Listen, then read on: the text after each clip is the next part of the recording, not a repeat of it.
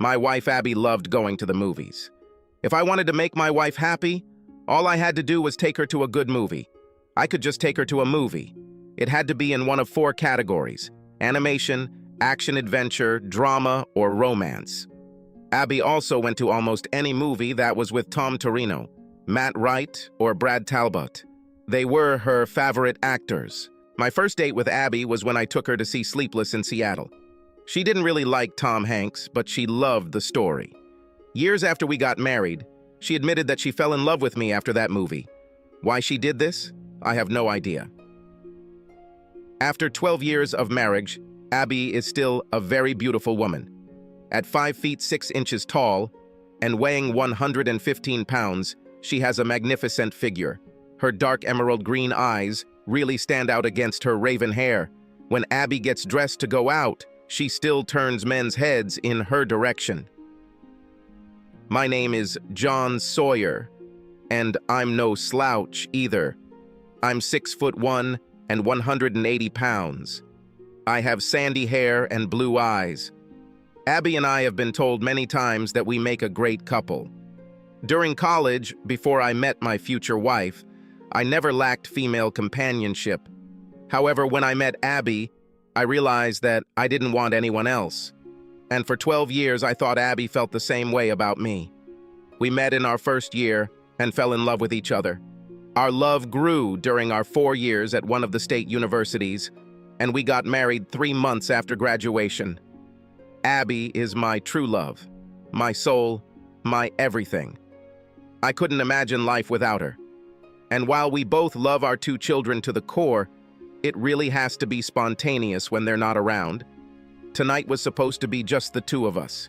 We decided to go dancing with 3 other couples that evening.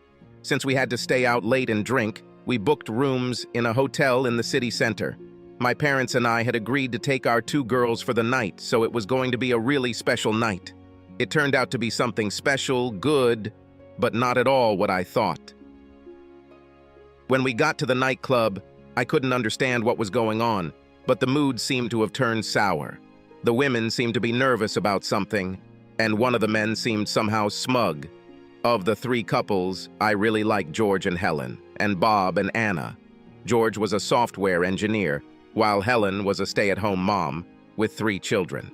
Bob owned his own plumbing company, and his wife worked in the office doing the bookkeeping. The only couple I didn't really like were Chad and Thelma. And to tell you the truth, I had a good time with Thelma, but I thought Chad was a jerk. But Abby and Thelma were college roommates and remained good friends. So I had to put up with Chad. As far as I could understand, he had something to do with the film industry. I think Chad said he was an agent or something. From what I could gather, he was not very successful, but Thelma had a high-paying job as a pharmaceutical representative. I am a financial advisor at one of the major brokerage houses. When I first started in business, things were slow, but now I have more business than I want. The way it works with my firm is that once you reach a certain number of clients, the firm insists that you train someone and place a new consultant with your excess clients. Of course, you keep the most profitable clients for yourself. I've had to do this twice already, and I'm close to doing it again. I make a really good living. Abby began working as an administrative assistant for Mike Winston, executive vice president of a regional bank. When our 2 girls were born a year apart, Abby became a stay-at-home mom until Stacy, our youngest, entered 1st grade. Then one day Mike called her and announced that he had been promoted to president, and he wondered if she would be interested in working for him part-time. Abby asked me, and I told her to go for it. If you think I made a mistake by letting Abby go back to work and now she's sleeping with her boss, you'd be completely wrong. Mike is 62 years old, bald, but more importantly, he is completely devoted to his wife and 5 children. Like I said, something was a little off, but I didn't know what it was. And at that moment, I didn't care. I was looking forward to an evening of dancing with my wife and a whole night of love afterwards. We dispersed around the room, as we knew several other couples who were there. If you dance well enough, you'll meet some really nice people. One couple was an old college friend, Fred Abbott, and his wife, Brenda. I stopped to talk to them as Abby and the others walked to our table. I was about to join my wife when the music started. But then a noise was heard at the door. A crowd gathered at the entrance and then parted. Brenda gasped. "What's wrong?" asked Fred. "Don't you know who it is?" Brenda held her breath. I looked back and saw an extremely handsome man. He was only about 5'6" or 7 inches, but as the women would say, he was gorgeous. Both Fred and I expressed our ignorance. "This is Brad Talbot," she blurted out. He and his fiancée, Rita Summers, are two of the hottest stars in Hollywood. "Oh yeah," Fred said and started looking past Brad. "I wonder if Rita Summers is here too." John, on a scale of 1 to 10, Rita is at least 15. Brenda playfully slapped her husband's arm. "Dream about it." When I looked at Brad, I really recognized him. He was one of my wife's favorite actors. I was wondering if I could get her an autograph, but what happened completely stunned me. Brad came straight to our table and asked my wife to dance. Without hesitation, she jumped up and danced with him for the next 4 songs. I walked over to the table and sat down, completely furious. My wife didn't even ask me if I was okay with her dancing with someone else. When the 5th song started, I wanted to intervene, but Chad's glass fell to the floor. As he reached to pick up the broken glass, he raised his bloody hand. "John, could you help me with this?" he asked. I looked at my dancing wife and then at Chad. I should have just gone to my wife, but instead, I followed Chad into the men's room. However, when I got there, the cut was very minor. However, I helped him clean it and bandage it with a paper towel. When I returned to the table, I only caught a glimpse of my wife leaving with Brad. I rushed after them. Chad followed closely behind me, and as we walked out the front door into the parking lot, I saw Abby getting into the car with Brad. I ran to catch up with the car. The moment I saw Brad kiss Abby's hand while she was laughing at something he said, Chad kicked my legs. I fell to the ground, but got up in an instant. "What the hell did you do?" I yelled. "Brad is just going to take your wife for a ride," he said with a grin. Thelma appeared a few seconds later. "This is Abby's dream date." She told Chad and I how much she liked Brad, so we agreed that he would ask her out. "This is my fucking wife!" I screamed. "Didn't you think I should know about this?" "Abby told us you would say no," Chad said with a grin. "Just go with the flow." "Fuck you! Go with this flow yourself!" I shouted, pouncing and punching Chad right in the bridge of his nose. The sound of his nose shattering was the only good thing that night. Thelma then rushed at me, throwing punches and trying to kick me. Luckily for me, Fred saw what was happening and followed me. He quickly pulled Thelma away and sat her on the other side of him. "He attacked my husband!" Thelma started screaming. "No, he didn't do it," Fred said calmly. "You two attacked him first. He was just defending himself." Thelma became enraged and called 911. The police arrived about 10 minutes later and began taking statements. Fred continued his story and I told the same thing, adding that Chad hit me in the legs first. The people who gathered after the riots began saw only Thelma attack me. They told the officers that all they saw was me just trying to get away from her. Chad and Thelma were eventually arrested. By the time the police left, I was devastated. I returned to our table and saw 2 women smiling. "Where is everyone else?" Helen asked. "Chad and Thelma were arrested for assaulting me," I replied, trying my best to contain my anger. Abby left with Brad and seemed very happy about it. "This shouldn't have happened," Anna said. "She just had to go outside with Brad, take a few pictures, and then go back to the table." "My wife and Thelma obviously didn't tell you what the real plan was," I said, getting up to get a drink. Fred caught up with me at the bar. "Are you going to be okay?" he asked. "I don't know what the hell is going on," I admitted. "I hope my wife just went for a drive with this movie star and comes back soon. When she returns, we will have a very unfriendly conversation."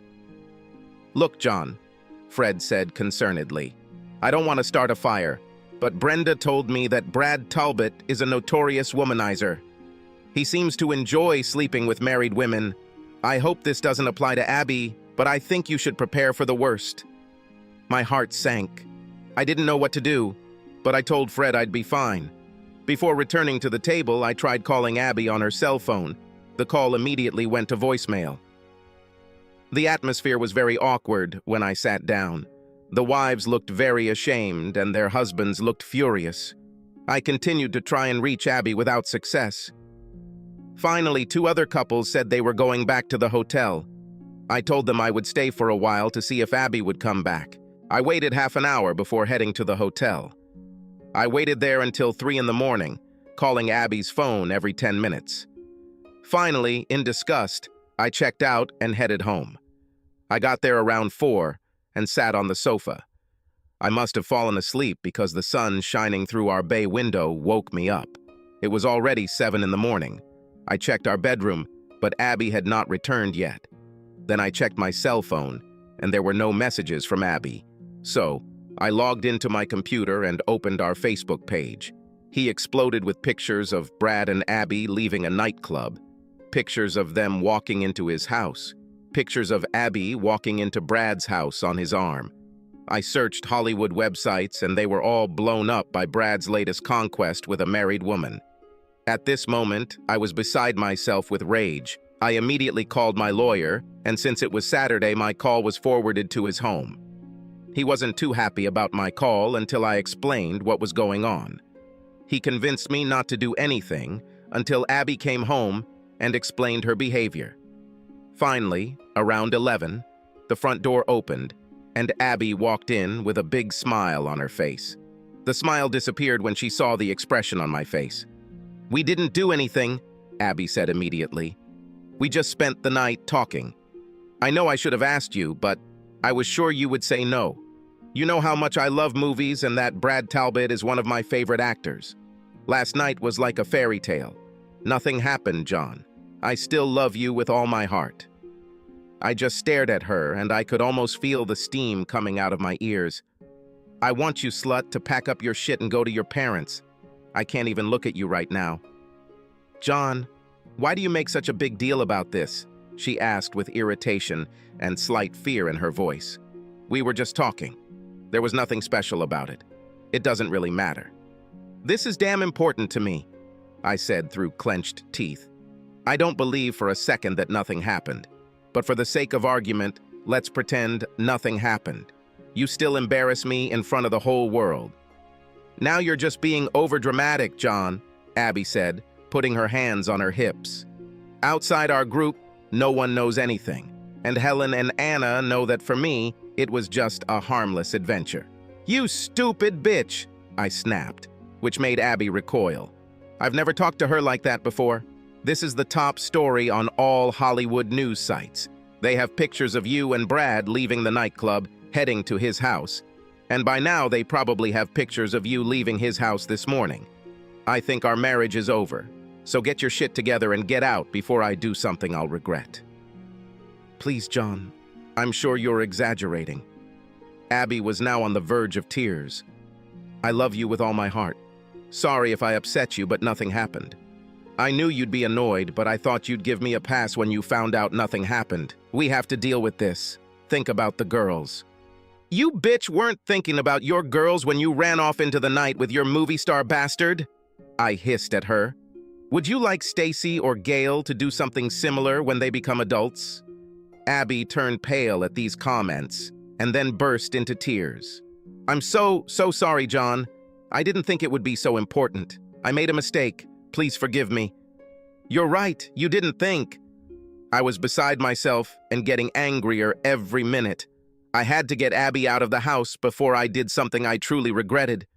So, I left her standing in the hallway and headed to our bedroom. I pulled a suitcase out of the closet and started throwing Abby's clothes into it.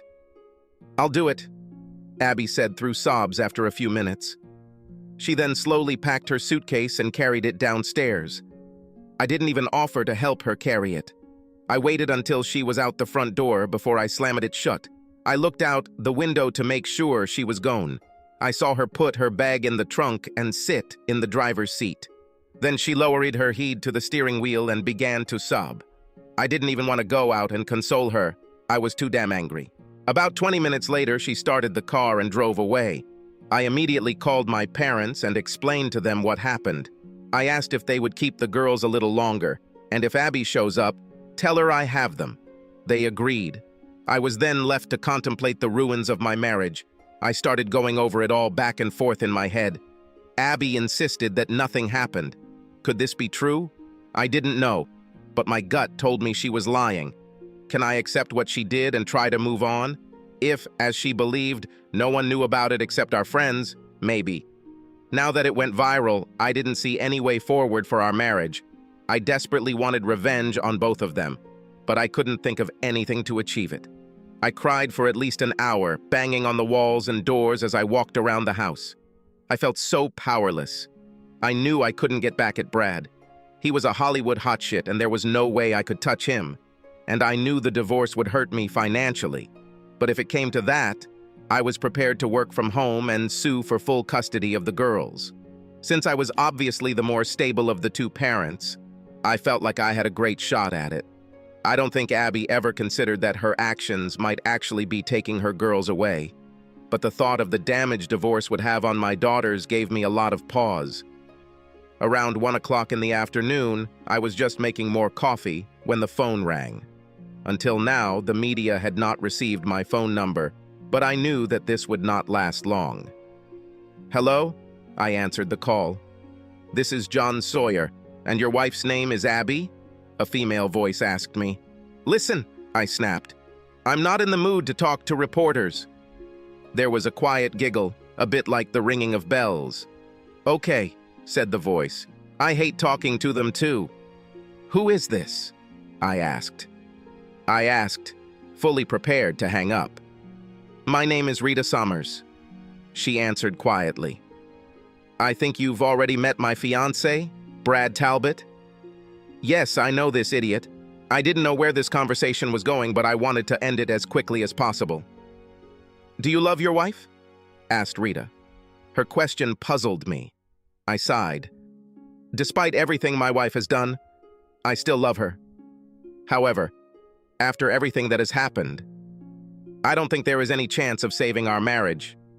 I just can't come to terms with what she did. If I could offer you a way to hopefully save your marriage and also save my relationship with Brad, would you be interested? My heart began to beat unevenly. I had to sit down and think. Finally, I answered, "Yes, I would love to save my marriage, but I just don't see any way to do it." There was another quiet chuckle, followed by a sigh. "I've loved Brad for a long time. We have known each other since childhood. He comes from a very dysfunctional family like me. His father was a womanizer, and as a result, his mother hated all men. She showed Brad absolutely no love. Nothing he did ever made his mother happy. He had slept with married women many times before. I think this is Brad trying to get the love his mother never gave him. In any case, I come from the same dysfunctional family. Only in my family, my mother was a drunkard, and my father abused me. Brad was all I had back then, and I loved him to the core. But then he left when his mother divorced his father. I cried for weeks. We reconnected in Hollywood after we both became famous. I had heard stories about Brad and was very wary of getting into a relationship with him. But as soon as we saw each other, we fell in love again. And when we got engaged, he promised me that relationships with married women were left behind. When I asked him about your wife, he stated that nothing had happened. I have no way of proving it one way or the other. But right now, the thought of losing Brad is driving me crazy. Yes, my wife also told me that nothing happened, I admitted. And the thought of losing her drives me crazy too. Do you believe her? No, I don't know. And I don't know either. I know Brad, and it would be completely out of character for him to bring a woman into his home and do nothing. But I suppose stranger things have happened. However, I am operating under the assumption that something actually happened. So, I want him to understand the pain he caused me. And I want your wife to understand the same. I don't know if it will be enough, but I hope that if we succeed, we can move forward with our couples. I'm with you for now, I said. How are you going to achieve this? I'm not going to do this alone. We'll do it together. Now I was confused. What could I do to get back at my wife, let alone Brad Talbot? You'll have to spell it out because I don't see how I can do anything. First things first, she said. To get the most out of what I want to do, I need you to slowly open a dialogue with your wife towards a possible reconciliation. I'm going to do the same with Brad. I'm not talking to him right now. I'd say in 2 to 3 weeks, I'll start talking to Brad, and you should let your wife move in with you around the same time. I'll let you know when. You will still keep your distance, and you should not sleep with her. Why would I let her back into the house? Because as soon as she gets home, we will have dinner together, and I will explain my plan. I still have some parts of my plan that I want to think about. I still wasn't sure about it, but I didn't have any better ideas, so I decided to go with it. The first thing I did was call my parents and tell them that I would pick up the girls in half an hour. I then called my administrative assistant, Joni, and told her that I would be working from home for the next week or so. I could tell from her voice that she already knew the story about Brad and my Abby. She was very helpful and told me to let her know if there was anything she could do to help. Finally, I called Abby's parents at home. Abby's father answered the phone and was very apologetic. He saw some of the reports on the news and was ashamed, but he was extremely relieved when I asked to speak to Abby. She burst into tears over the phone. She kept saying how sorry she was and how she wanted to come home so we could talk about it. "Listen, Abby," I said calmly, "I think it would be good for us to be apart for a while. Next week I'm going to work from home. You will have to work from Monday to Wednesday. Why don't you pick up the girls on Wednesday night? Then we'll talk about everything. I plan to pick up the girls on Sunday evening." "Please, John," she cried. "I want to go home now. I want us to be a family again." "You don't want us to be a family anymore?" "I thought we were family," I said sadly. "But then you made me doubt everything I thought we had. I'll see you on Wednesday evening, say around 5. I picked up the girls and told them that Mom would be spending a few days with their grandparents. They had a lot of questions about why, but the topic dropped when we headed to McDonald's. The girls ran around playing games for 2 or 3 hours. And then we had dinner there. The phone rang just as we got home. I looked at the caller ID but didn't recognize it. When I responded, the reporter asked me if I wanted to comment on my wife's affair with Brad Talbot. I hung up the phone. After that, the phone rang every 5 minutes. I finally got him off the hook and just left him. Around 6, my cell phone rang. It was Abby. "Why don't you answer phone calls?" she immediately demanded. "Because they were just reporters who wanted me to comment on your affair with Brad Talbot." "There's no romance," Abby growled. "I told you nothing happened." "Well, then you need to tell the rest of the world about it, because for some reason they don't believe it," I said sarcastically. There was dead silence on the other end of the line. Abby then asked if she could talk to the girls. So I put them on the line and sat down listening to that side of the conversation. They chatted about their day at McDonald's. Finally, Stacy handed me the phone and told me that my mom wanted to talk to me. Abby again begged to be allowed to return home. I told her I needed more time. On Wednesday night, Abby was there around 4 instead of 5. I was a little annoyed that she had ignored my instructions, but I decided to leave everything as it is. The girls were happy to see her, and Abby showered them with kisses. When she came towards me to kiss me, I backed away. She looked at me with pain and irritation. "So this is how it will be now?" she said irritably. "If that's the case, maybe I should just take the girls and leave." "If that's what you want to do," I said calmly and walked away. "No," Abby said quickly, with slight panic in her voice. "I think we should sit down and talk about our problems." The girls went to pack their overnight bags because Abby told them they would be visiting their grandparents. "What are we going to do?" Abby asked after an awkward silence. "I wish I knew," I replied. "Right now I am hurt, humiliated, and angry. Any suggestions on how I can get rid of the big 3? "All I can do is apologize," Abby said, shaking slightly. "I made a huge mistake. Please, please forgive me. I do not want to lose you." "Abby, it's not that simple," I said, leaning back and crossing my arms over my chest. "The whole world looks at me like I'm a cuckold. My wife cheated on me and I didn't do anything about it," Abby cried. "I never wanted to hurt you. I was so excited to meet Brad Talbot and see his home. I knew you'd be a little annoyed with me, but I never thought it would turn out to be such a mess. Abby, I want you to know that I sincerely hope that we can find a way through this, I said, and her face brightened for a moment. But I also want you to know that I have consulted with an attorney. If this turns into a divorce, I want you to know that I will seek full custody of the girls. I think you should hire your own lawyer. I don't want a divorce, she cried. And I won't let you take my girls from me. Abby, I'm not saying we'll get divorced, but I think we need to think about the worst-case scenario. And I'm not trying to hurt you, I lied. But I think you need to keep in mind that with your recent notoriety, the court may look very favorably on my petition for custody. Please don't do this, Abby begged. I will do everything so that we can be together again. Why don't we just continue talking? I suggested.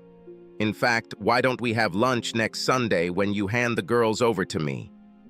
Suppose I decide to keep the girls with me, she said with a flash of anger in her voice.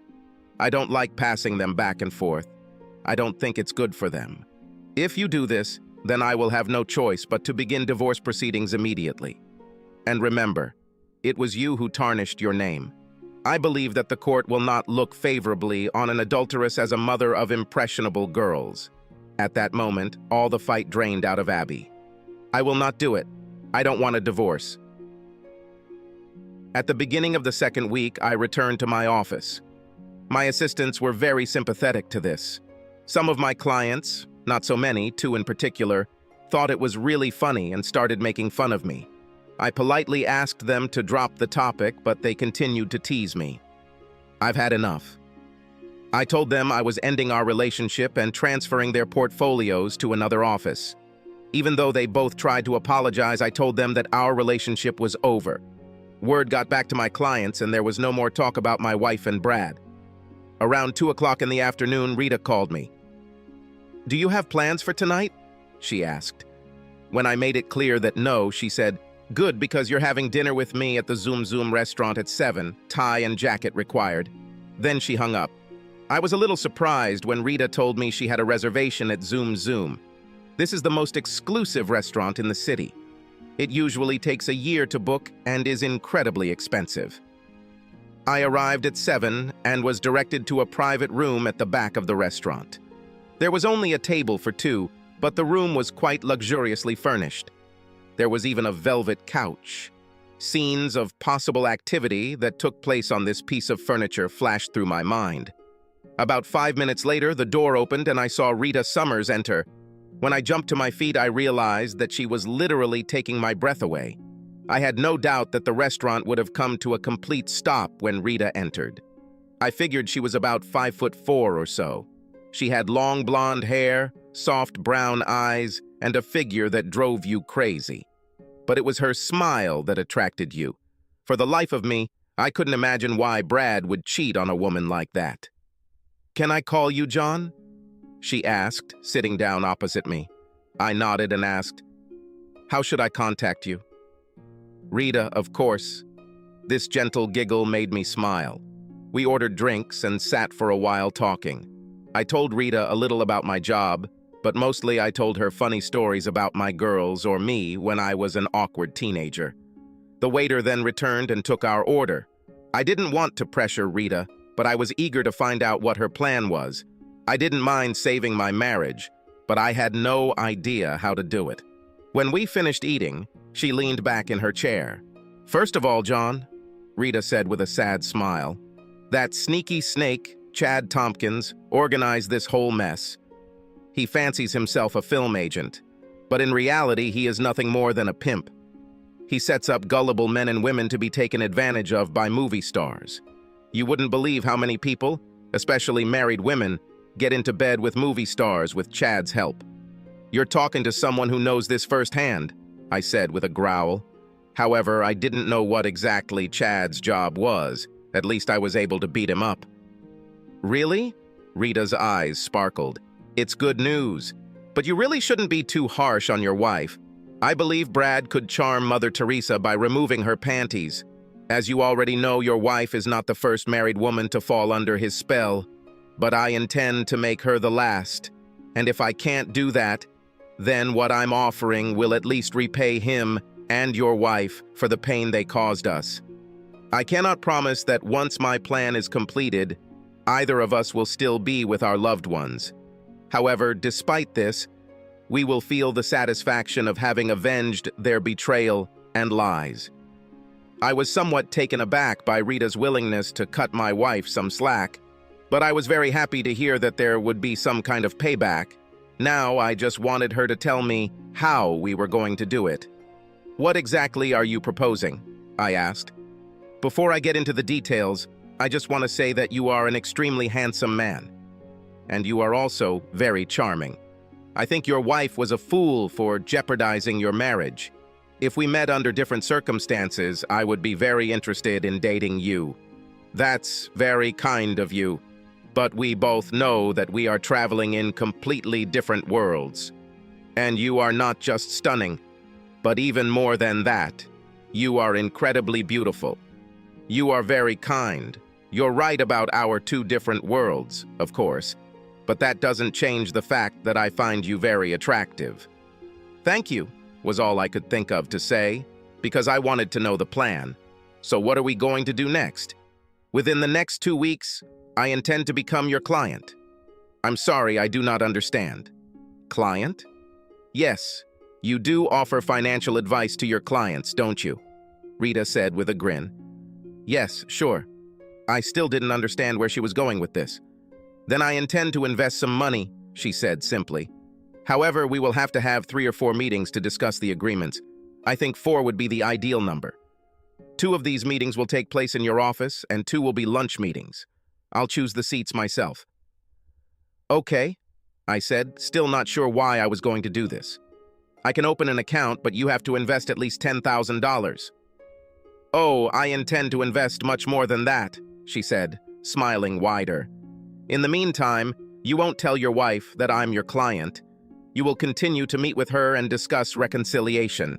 In 2 weeks, you will let her move home, but you will not sleep with her. On the 15th of October, you and your wife will be attending a gala evening, which is of decisive importance. This will be an evening for the charity that I helped found and have been working with for 5 years. Most people don't associate charity with me, and I like that. I attend charity events every 2 years. I wouldn't have attended this year because I was at the last gala. However, I will be there and you and your wife will be there too." "Okay, I'll be with you at the charity gala. I know for sure that tickets to this event cost $20,000 each. I can't justify spending that kind of money." Rita giggled again, then smiled. The tingling sensation went from the top of my head to the tips of my toes. "Your tickets will be free. You just tell your wife that a client gave them to you." I still don't understand how this achieves anything. I was now starting to get upset. "Well, you see, John, part of the night's entertainment is the escort auction." "Escort auction?" "Not that kind of escort," she giggled again. "We sell willing men at auction to the women present. The woman or man who will pay the most for a particular person will put a sort of slave collar on him. Then the men are at the mercy of the women who paid for them," Rita said with a laugh before continuing. "Most of them are bachelors, but married men expose themselves so that their wives can bid on them. Sometimes a married man is bought by someone other than his wife. I assume these married men are on their best behavior because otherwise their wives would cut off their genitals. However, at this year's gala, one married man will be auctioned off, and his wife will not win the bid. And what happens after will not be innocent." There was still a look of confusion on my face. Rita laughed and patted my hand. "You are a married man who will be put up for auction, and I'm the one who will have the winning bid. So you just need to rent a tuxedo, buy your wife a new dress, and be my guest." It suddenly dawned on me what Rita had planned, and it was brilliant. Both Brad and Abby were going to feel what it was like for us. Of course, I knew it was all for show, but just spending the night with Rita Summers while everyone assumed the worst might happen would go a long way toward balancing the scales. That would take the cuckold horns off me and put them on Brad. Besides, my wife would feel the same pain and humiliation that I did. Then maybe we could meet with a counselor and put this all behind us. The next few weeks flew by very quickly. I have to say that the first time Rita walked into my office, I thought all the girls there were going to pee their pants. Our lunch meetings took place in very private restaurants. I didn't understand why we held these meetings in secret. Everything important could be discussed in my office. Most of the time, we just told each other stories. These were fun lunches, and I learned a lot about Rita and Brad. She really loved him, and she would be devastated if they broke up, but she was willing to leave him if he was going to continue his old behavior. A week before the gala, I allowed Abby to come home. However, I told her that I would sleep in the guest room. She was in pain, but she did not insist. The Wednesday before the gala, I came home with the tickets and Abby's eyes lit up. She started ranting about all the celebrities that would be there. Then she scolded me for spending that amount of money. It didn't cost me anything, I told her. One of my clients asked me if I could use the tickets. I thought it would be a fun evening. By the way, I think you should buy a new dress. Buy something sexy. Abby was floating in the clouds. I almost felt sorry for her. But then I remembered that evening when I thought it would be a magical night for the two of us, only to look like a fool. It's time for her to feel my pain. When we arrived, we found that there were already about 500 people there. When we checked in, there was a table where you could sign up for the auction. I saw a line of men filling out forms. There were 5 really handsome men in line. So I turned to Abby. "What do you say, Abby?" I asked innocently, pointing to the table. "This is a charity and we didn't pay anything for the tickets. What do you say if I sign up and you can bid on me?" Abby giggled, but it wasn't nearly as musical as Rita's. "I don't have any money, and I didn't even take my wallet with me because it wouldn't fit in this bag." As per Rita's suggestion, I had cash with me. "Here's $1,000. I doubt you'll have to pay more than 50, but it's a charity, so offer at least 200. "You're worth $1,000 and much, much more," Abby said with a wide smile. I stood in line, and when I got to the registration table, I filled out the form and signed it. I looked at the list, and there were about 18 or 20 guys signed up. If I didn't know it was a setup, I would never have had the courage to do it. Just as I was about to turn away, the woman behind the counter asked, "Are you married?" I nodded, and she pulled out another form. "I hope your wife is with you, otherwise you won't be able to take part. She needs to fill out this form and sign it." I called Abby over and explained what they wanted. She quickly filled out the form. What Abby didn't realize, because she didn't read the form, was that she agreed to let me do whatever the winning bidder asked. After the paperwork was completed, we went in search of our table. Rita seated us at a table with 2 starlets, 1 TV presenter, and 2 actors in a national soap opera. My wife had stars in her eyes, not only from the people at our table, but also from the other celebrities at the gala. When the auction began, all the men who offered themselves were called.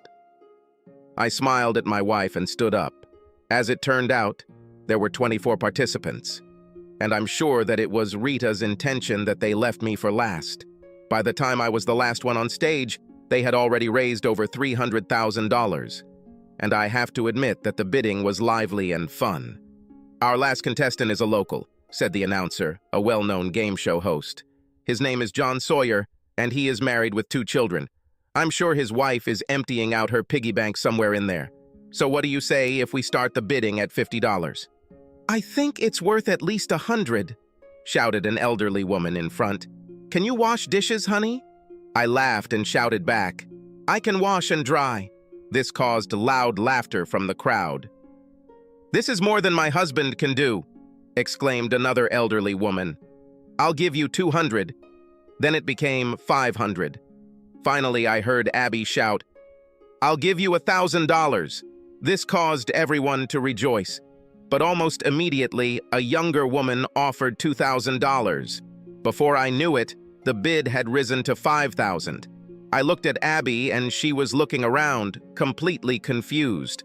I just shrugged, looking at her. An offer of $10,000 came from the back of the room. This was quickly followed by another for $15,000. If I hadn't known that it was all a setup, I might have gotten a headache. The bid reached $25,000, and I began to get a little nervous. I thought a few $1,000s would seal the deal. It was much more than I expected. Finally, from the far end of the room, I heard Rita's voice. I bet $100,000. There was a stunned silence, not only because of the amount, but also because of who had placed the bet. Rita Summers walked down to just below the stage as the crowd roared. She smiled at me. She turned to the crowd and said, "And I don't even care if he knows how to wash dishes." Roars and cheers were heard again in the room. I must admit that I blushed a lot. Rita came up, put a traditional collar around my neck, and kissed me tenderly on the lips. From the stage, by prior arrangement, we returned to where Abby was sitting. She was stunned. She didn't know what to do or say. So I shrugged and said, "Well, I didn't plan this, Abby, but don't worry. It probably won't happen. Here are the car keys. As far as I understand the rules, I am Miss Summers's thing for the next 12 hours, maybe longer. See you at home tomorrow." Rita and I danced several dances at the gala evening. During these dances, she kept biting my ear. I saw Abby watching us with that deer-in-the-headlights look. When Rita took my arm and, pressing her chest against me, walked out of the ballroom with me, I saw Abby's lips tremble. After the gala, Rita took me in a limousine to another nightclub. We danced and talked there for an hour.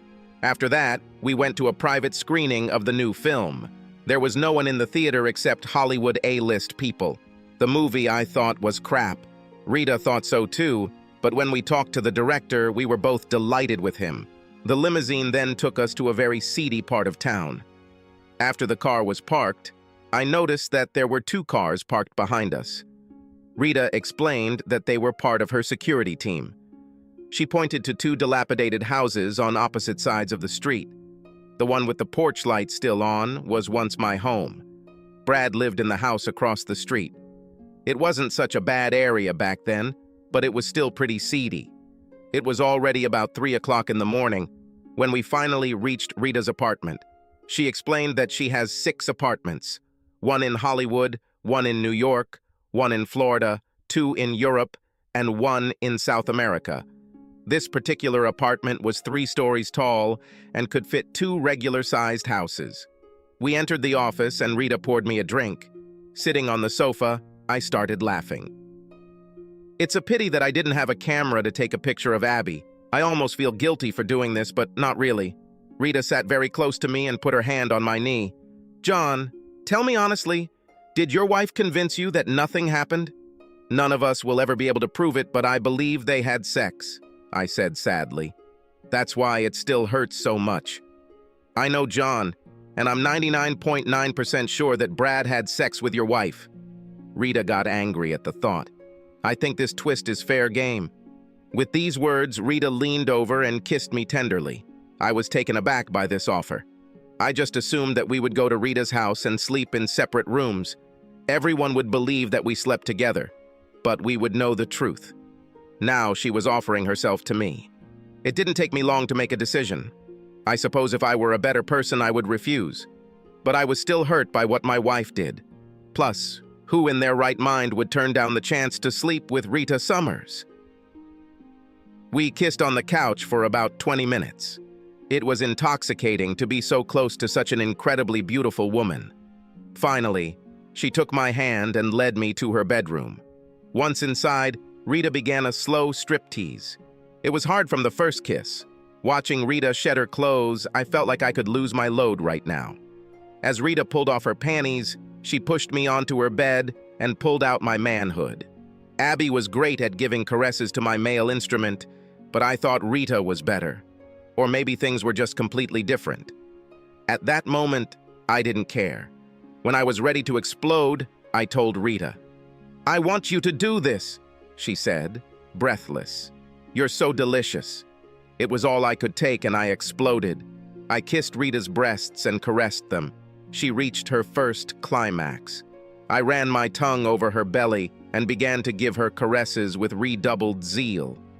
I knew where Abby's special place was, and I wondered if Rita had the same. So it was, and she again came to the finish line. "I want you to take me," Rita said with fierce insistence. "Don't worry, I'm clean and I'm on birth control pills." By this time, Rita was ready, and I carefully slid inside. I was in heaven.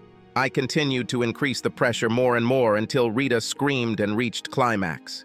After a few seconds, I followed her. I couldn't believe how big my explosion was.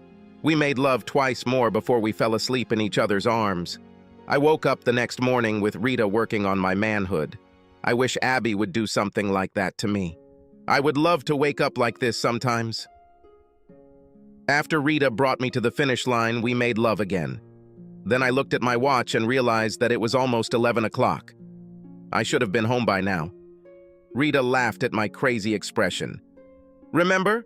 Your wife didn't worry when you were waiting for her at home. And remember, nothing happened."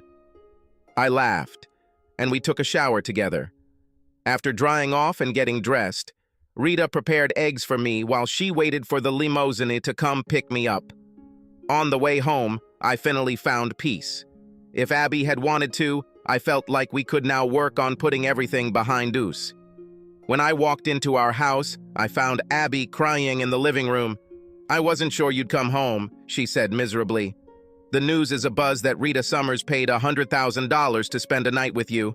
At first I thought it was just payback, but then I saw the way she looked at you. If she spent that much, she must really care about you. But I don't blame you for what you did. Do we have any future?"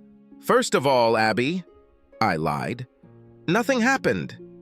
She looked at me almost with anger in her eyes, but then it disappeared. "Really?" "Rita is my new client," I told my wife. She felt it was fair considering what Brad did to me. Besides, Rita is the one who gave me the tickets.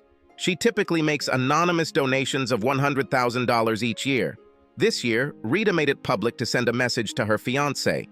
So you're right, it was to repay Brad. Whether we have a future or not is entirely up to you.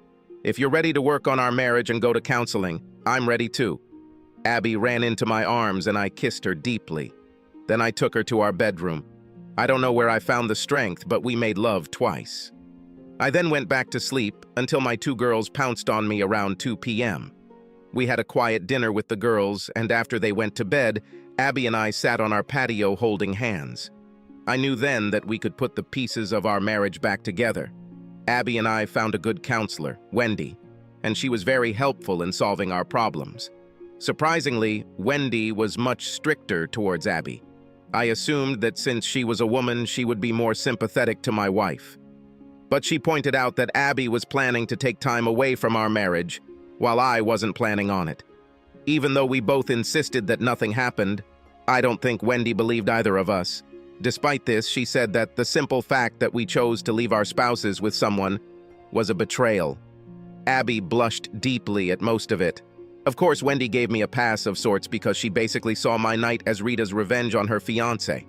This was true, of course. But what Wendy didn't know was that I was up to my neck in planning and executing it. However, the sessions were very useful. There is one side effect to all this fuss. Abby doesn't like going to the movies anymore. She doesn't even like to watch movies on TV. However, she will go with the girls if they want to go to any children's movie. As for Chad and Thelma, I have dropped the charges against Thelma. I told the authorities that she thought she was protecting her husband. But I allowed the accusations to be made against Chad. He received 3 months in the county detention center. Chad and Thelma were kicked out of our group and Abby no longer speaks to Thelma. They had a big fight because Abby blames Thelma for almost ruining our marriage.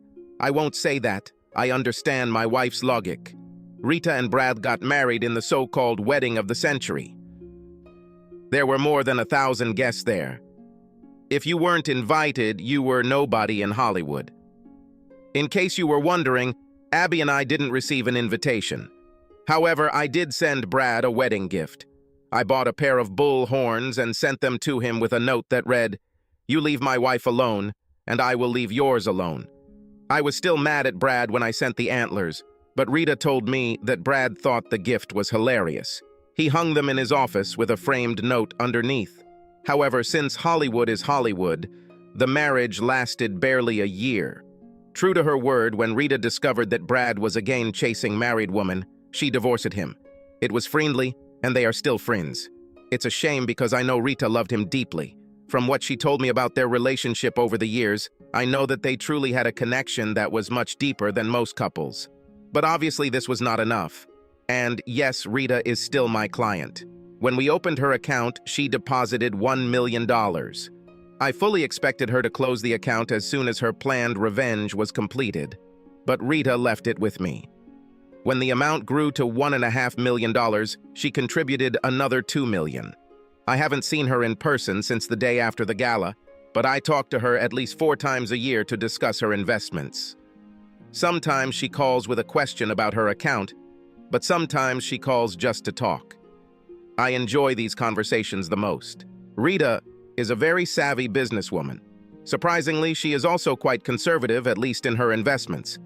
I have no idea what her policy is. Even when I update Rita's portfolio quarterly, we go through her account in about 20 minutes and then spend the next hour or two talking about our lives. After Rita divorced Brad, she told me that she should have left me and left Brad. I laughed and reminded her that we lived in 2 different worlds.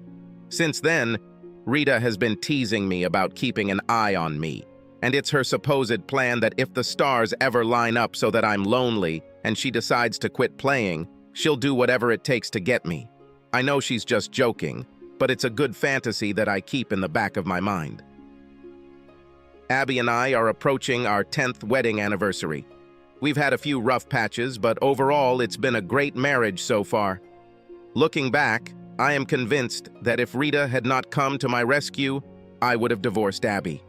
And today, I cannot imagine what life would be like without her. Oh yes, and one last thing. Abby is pregnant, and we are having a little boy. I can hardly wait for this. Subscribe to our channel so that your second chaff doesn't cheat on you, and go ahead and listen to the next story, because this story is nothing compared to the next one.